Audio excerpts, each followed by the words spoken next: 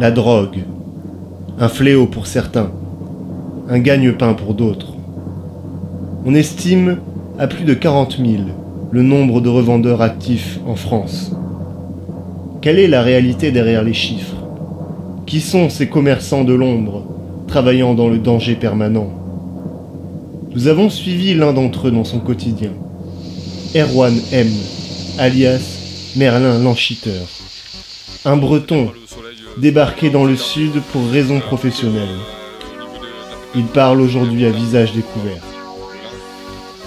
Quant à ma mère qui elle était sans source de revenus fixe, je pense qu'elle mérite mieux que ça, que d'être la femme d'un éleveur porcin. Du coup j'ai décidé de faire carrière dans le shit. Les grossistes sont les intermédiaires les plus influents sur le réseau de la drogue. Ils seraient entre 3 et 4 000, ramassant la majorité des bénéfices des revendeurs.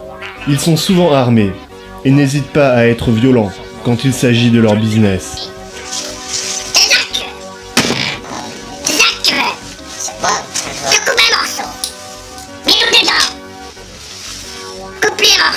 C'est sympa. T'as jusqu'à 19h ce soir. C'est à 19h. J'ai pas ma thune. Que loin ce shit. Je vais te mettre un tête dedans. T'as compris? Et tu vas retourner dans ton putain de morbier vert. T'as compris? Les pieds en avant. Le métier de revendeur nécessite d'avoir un goût prononcé pour le terrain.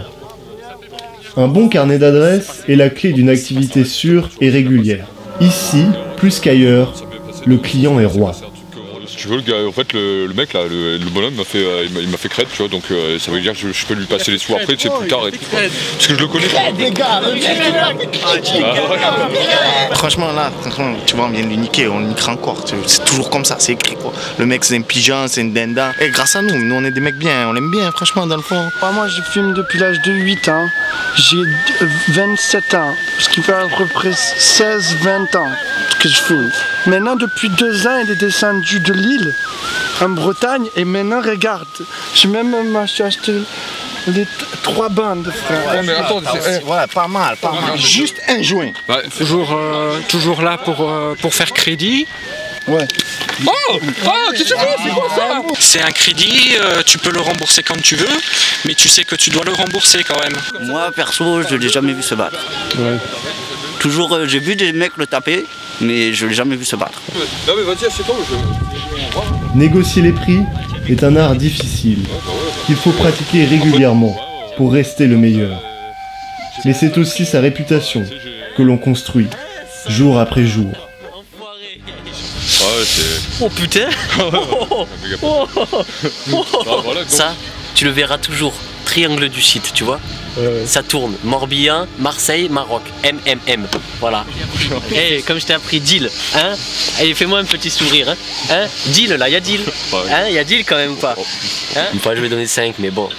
Lui, il est pas con, le mec. Hein? Il m'a rendu 2. Rebondir, s'adapter, s'ouvrir à de nouveaux marchés, le dealer se doit d'être avant tout un stratège. Le secteur de la drogue est en plein essor. Les bénéfices faciles attirent de plus en plus d'opportunistes dans ce monde toujours plus concurrentiel. Ouais, bah, ils m'ont quand même pris mon morceau, mais bon, ils m'ont pas donné de sous, quoi. Donc ça fait déjà une chose de faite, quoi. Donc j'ai pas trop d'idées, quoi, parce que je pense que... heureusement, j'ai encore des économies à la maison et tout, tu vois. Il va falloir que je vende et tout. Prends-le. Qu'est-ce que c'est ça? Oh là là. C'est ce qui reste. C'est le bout, ça? Ouais, ce qui reste. Est-ce que ça? Parce que tout à l'heure, quand t'as pris ton couteau et tout, tac et tout, je coupe la moitié. Et maintenant il est où? Bah, faut payer, quoi, il veut donner le... Bah attends... Casse-toi, non, mais attention, tu m'as fait mal, tu m'as fait tomber. Et va-t'en de là. On est potes, tu vois, c'est bon, les gars. La journée s'achève pour Merlin, avec un résultat mitigé. Et là, il faut que j'appelle 6 gros pour lui dire que je passe maille. Okay. Si j'ai pas ce maille, ça veut dire que lui, il aura pas sa thune. Et s'il lui a pas sa thune, bah, il court après son blé, quoi. Non, mais c'est pas la peine de créer comme ça. Hein. Comment ça, ma mère, c'est... T'es un fils de pute, bien sûr que moi je t'encule. Ferme-la, pédé. Putain. Et là, ouais, mais là, je vais être obligé de bouger de toute façon. Hein. Là, j'ai pas le choix. Hein.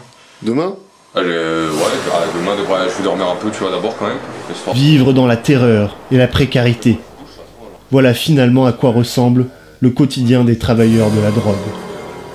Les gros bonnets, ceux qu'on ne peut pas filmer, restent les plus puissants et les plus dangereux. Et que bon, moi, de toute façon, je pense que je vais retourner dans le Morbihan. Après... Bon, bah, je vais vous laisser, hein. Voilà, bonne nuit, bonne nuit. Tu pourras rester dans le Morbihan. Merci, bah, à bientôt alors. Pas de problème.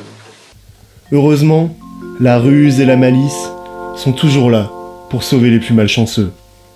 Un métier comme un autre, remarqueront certains. Et comme dit l'adage, c'est en forgeant qu'on devient forgeron. C'est moi, je peux pas.